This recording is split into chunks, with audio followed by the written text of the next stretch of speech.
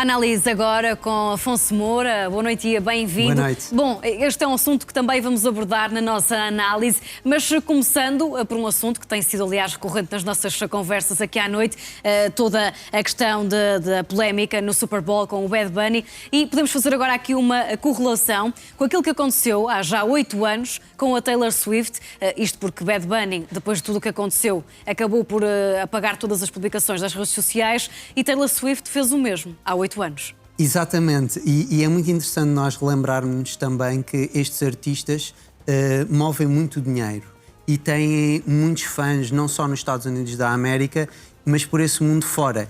E muito já é Creio que os artistas e os cantores servem essencialmente para atuar e para cantar, ou seja, a opinião política de Bad Bunny, não sei se isso de facto vai acabar por ajudar o campo que ele quer. Nós recordamos que uma das razões pelas quais Donald Trump venceu Hillary Clinton é porque muitos americanos viram estes artistas e estes cantores todos e ficaram surpreendidos que há muitos latinos que votaram em Donald Trump, mais do que as pessoas estavam à espera, porque muitos desses latinos, porque nós sabemos que uma parte do mundo MAGA e uma parte dos republicanos também passaram aquela ideia que ela era mais à direita.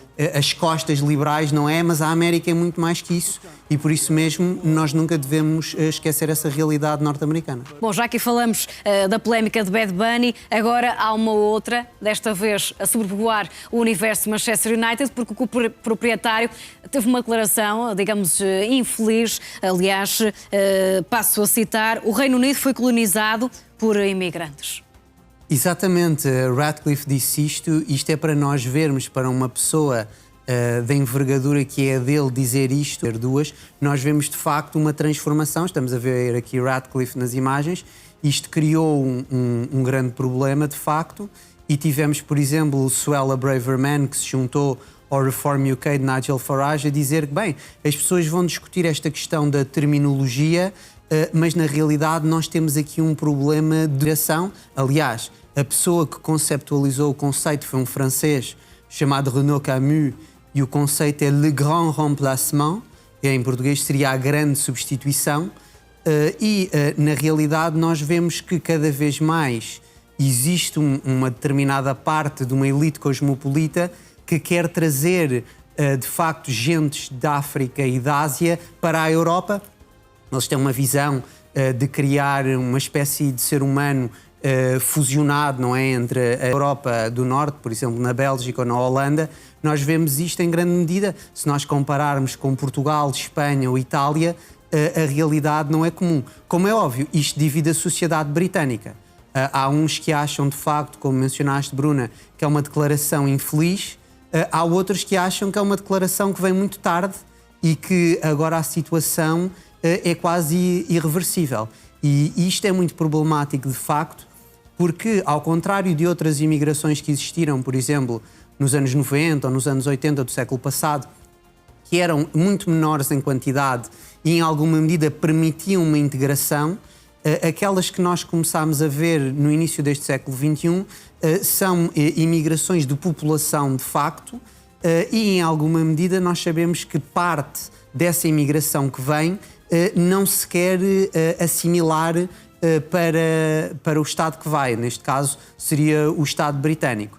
Nós sabemos também que, em alguma medida aqui, creio que os franceses sempre tiveram uma postura mais forte. Lá está, estamos a ver agora aqui o tweet de Suella Braverman, a questão terminológica, e como nós sabemos, por exemplo, Suella, basta olhar para ela, ela não é caucasoide, não é? Ou se preferirem, não é branca, e na realidade nós temos várias pessoas de outras etnias ou raças no Reino Unido que são imigrantes mais antigos, ou seja, de décadas, de algumas décadas. E que concordam com estas declarações. Absolutamente, e que concordam. E isto aqui demonstra, de facto, primeiro de tudo, que o Reino Unido não tem uma visão racialista, como nós, por exemplo, pudemos ter aqui na Europa, essencialmente a Europa continental, no século passado, mais ali à volta da Alemanha. O Reino Unido já nessa altura não tinha uma visão puramente racialista e hoje em dia, no século XXI, os partidos determinantes, mesmo aquele que está a liderar as sondagens, o Reform UK, também não a têm. No entanto, acham muitos, tanto britânicos brancos como outros que vieram de outras partes do mundo, que a realidade migratória está completamente fora do controle. Aliás, nós vemos isto um pouco por toda a Europa. Há alguns partidos que alguns politólogos classificam como populismo de direita, acabam por bater muito nesta tecla e dizer que isto é uma questão primordial para este século XXI. Ora, nós sabemos de facto que isto é algo bastante perigoso. Também aqui, depois entra um elemento extra, que é o elemento, se quisermos, religioso. Como nós sabemos, algumas destas comunidades, não todas, algumas, são muçulmanas, e existe também um embate entre uma cultura que eu classificaria como mais laica em vários países europeus e esta gente, de facto, vem de um mundo médio-oriental ou mesmo africano, onde a laicidade não existe, ou seja, um mundo em que o Renascimento não existiu, em que o iluminismo não existiu e tem de facto um apego à religião que é mais intenso, diria eu, e na realidade não se querem vergar a lógicas que existem em França ou no Reino Unido. Mas eu mencionava a França há pouco, ou seja, a França sempre teve um modelo que é o modelo de assimilação republicano.